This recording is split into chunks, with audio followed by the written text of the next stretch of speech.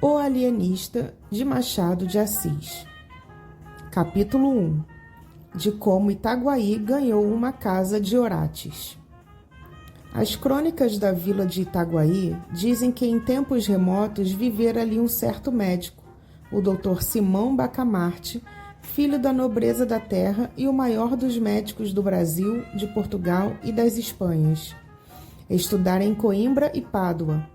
Aos 34 anos, regressou ao Brasil, não podendo el-rei alcançar dele que ficasse em Coimbra, regendo a universidade, ou em Lisboa, expedindo os negócios da monarquia. A ciência, disse ele a sua majestade, é o meu emprego único. Itaguaí é o meu universo. Dito isso, meteu-se em Itaguaí e entregou-se de corpo e alma ao estudo da ciência, alternando as curas com as leituras e demonstrando os teoremas com cataplasmas. Aos 40 anos, casou com Dona Evarista da Costa e Mascarenhas, senhora de 25 anos, viúva de um juiz de fora, e não bonita nem simpática.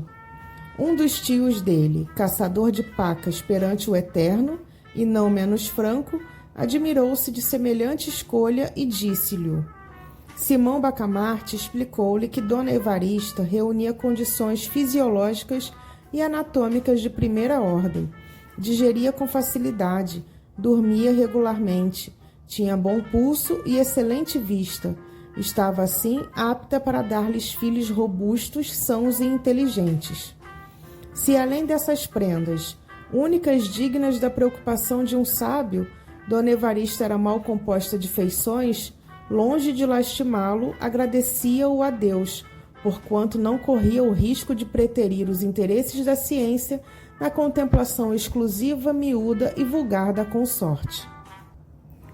Dona Evarista mentiu às esperanças do doutor Bacamarte. Não lhe deu filhos robustos nem mofinos. A índole natural da ciência é a longanimidade. O nosso médico esperou 3 anos, depois 4, depois 5. Ao cabo desse tempo, fez um estudo profundo da matéria, releu todos os escritores árabes e outros que trouxera para Itaguaí, enviou consultas às universidades italianas e alemãs e acabou por aconselhar à mulher um regime alimentício especial. A ilustre dama, nutrida exclusivamente com a bela carne de porco de Itaguaí, não atendeu às admoestações do esposo. E a sua resistência, explicável, mas inqualificável, devemos à total extinção da dinastia dos Bacamartes. Mas a ciência tem o inefável dom de curar todas as mágoas. O nosso médico mergulhou inteiramente no estudo e na prática da medicina. Foi então que um dos recantos desta lhe chamou especialmente a atenção: o recanto psíquico, o exame de patologia cerebral. Não havia na colônia, e ainda no reino, uma só autoridade em semelhante matéria, mal explorada ou quase inexplorada. Simão Bacamarte compreendeu que a ciência lusitana, e particularmente a brasileira, podia cobrir-se de louros imarcessíveis, expressão usada por ele mesmo, mas em um arrobo de intimidade doméstica. Exteriormente era modesto, segundo convém aos sabedores. A saúde da alma, bradou ele, é a ocupação mais digna do médico. Do verdadeiro médico, emendou Crispim Soares, boticário da vila e um dos seus amigos e comensais. A vereança de Itaguaí, entre outros pecados de que é arguída pelos cronistas, tinha o de não fazer caso dos dementes. Assim é que cada louco furioso era trancado em uma alcova na própria casa e não curado, mas descurado até que a morte o vinha defraudar do benefício da vida. Os mansos andavam à solta pela rua. Simão Bacamarte entendeu desde logo reformar tão ruim costume.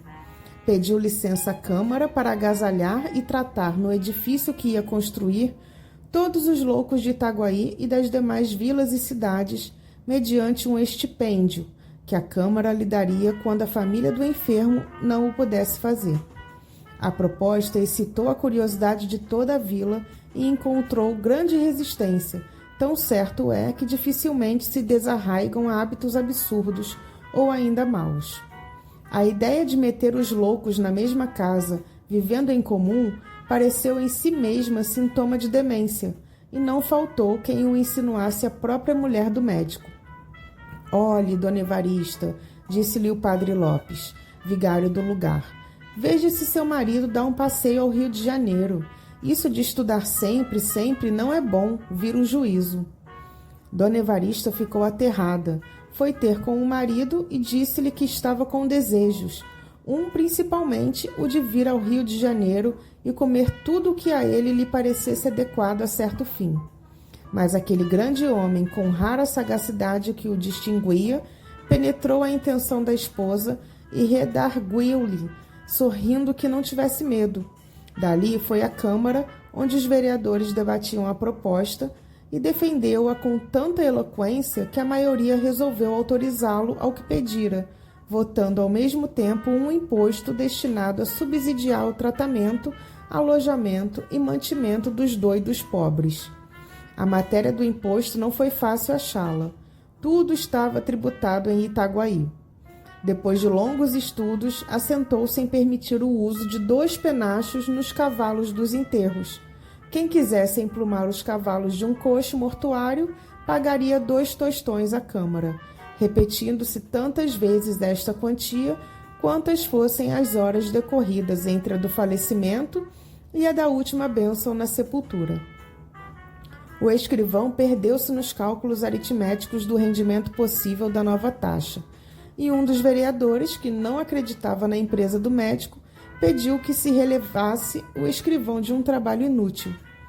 Os cálculos não são precisos, disse ele, porque Dr. Bacamarte não arranja nada.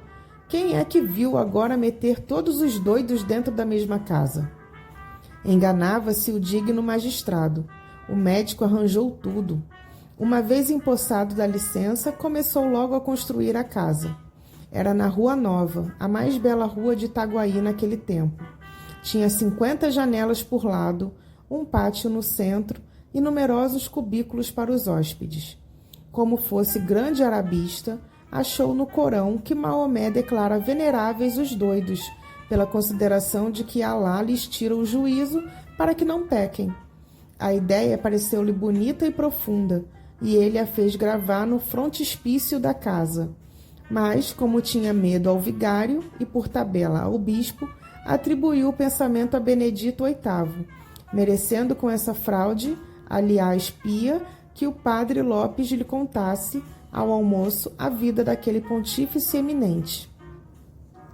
A Casa Verde foi o nome dado ao asilo, por alusão à cor das janelas, que pela primeira vez apareciam verdes em Itaguaí.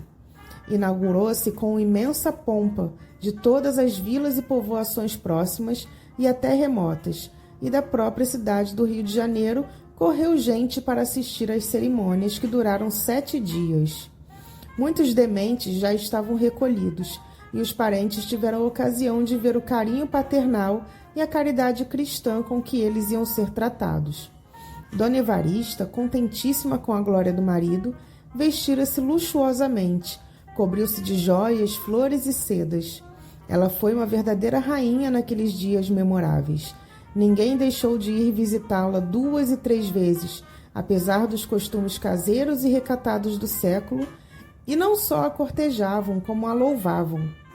Porquanto, e este fato é um documento altamente honroso para a sociedade do tempo, viam nela a feliz esposa de um alto espírito, de um varão ilustre, e se lhe tinham inveja.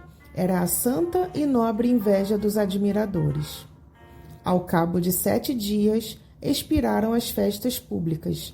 Itaguaí tinha, finalmente, uma casa de Orates.